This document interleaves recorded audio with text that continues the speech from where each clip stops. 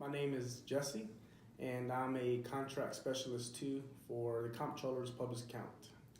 Before Peak Performers, I worked for the Veterans Affairs, Department of Veterans Affairs as a contract specialist. And prior to that, I was in the United States Marine Corps. I left the Veterans Affairs about a year and a half ago and took some time off. And when I went back to start job hunting, I was going through Indeed. And I was scrolling through Indeed, and I came across a contract specialist position through Peak Performers, and I sent in my resume. Within 48 hours, I got a call back from Paula at a Peak Performers, and she's called me in for an interview, which we set up that next week. And I went in for the interview and conducted some computer testing skills. And I think within an hour and a half, I was out of the building. I think within the next day, Paula had called me and said, hey, we have a good match for you if you are interested in it. And it was going to be with the Comptroller of Public Accounts. So she read, I came back in and she gave me the job description and asked if this is something that you would be interested in. And I said, absolutely.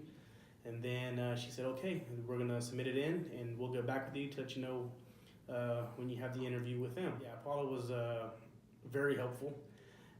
She guided me along the whole process for the skills that I was maybe lacking on for the job opportunity there. She built me up, and she guided me to take those skills tests that would be beneficial for me once I got to the state.